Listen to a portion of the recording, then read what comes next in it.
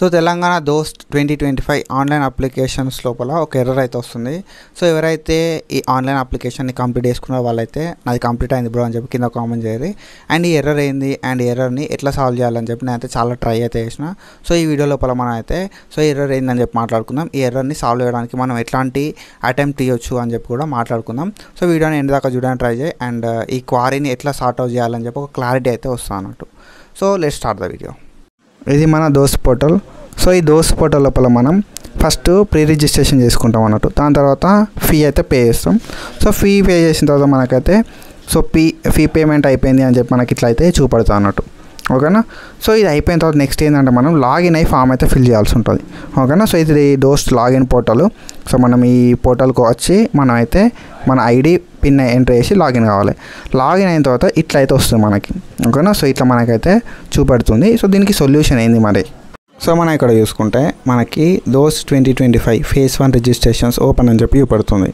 So ఇవి open అని ఉన్నా కూడా మనకి రిజిస్ట్రేషన్స్ అయితే అవుతలేవు. ఓకేనా. సో ఇది మన ప్రాబ్లం. సో దీనికి సొల్యూషన్ ఏంది మరి అని చెప్పి నేను చాలా అయితే ట్రై చేసిన. So nothing works out. So మీరేంటంటే మీ సైడ్కి వెళ్ళి కూడా మీరు ఒక ట్రై అయితే చేయాలి. సో దట్ మనకు ఒక సొల్యూషన్ దొరకవచ్చు. ఫస్ట్లీ నేను ఏం చేసిన అంటే దోస్త్కి సంబంధించిన మాకు ఒక నెంబర్ అయితే ప్రొవైడ్ చేసారు. సో ఆ నెంబర్కి నేనైతే మెసేజ్ పెట్టిన. బట్ అక్కడికి వెళ్ళి నాకు ఎట్లాంటి రెస్పాన్స్ అయితే రాలేదు.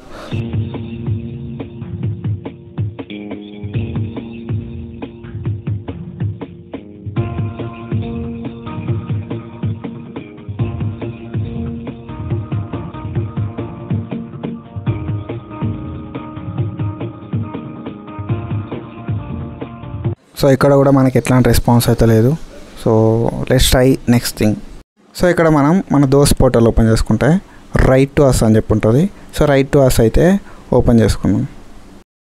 సో ఇక్కడ మనం దోస్త్ ఐడి, మన నేమ్, మనకు ఎట్లాంటి క్వారీ ఉంది అంటే మన క్వశ్చన్ ఏంది అనేది మనం ఎంటర్ చేయాలి. సో దానికి సంబంధించిన సబ్జెక్టు, దానికి సంబంధించిన డిస్క్రిప్షను, మళ్ళీ ఈమెయిల్ ఐడి ఎంటర్ చేసి మన కాంటాక్ట్ నెంబర్ అయితే ఇవ్వాల్సి ఉంటుంది అన్నట్టు. తర్వాత మనకు చూపెడుతున్న ఎర్రర్ని నేను ఫస్ట్ చూపెట్టిన కదా దాన్ని అయితే చూస్ చేసి సబ్మిట్ చేసేసేయాలి.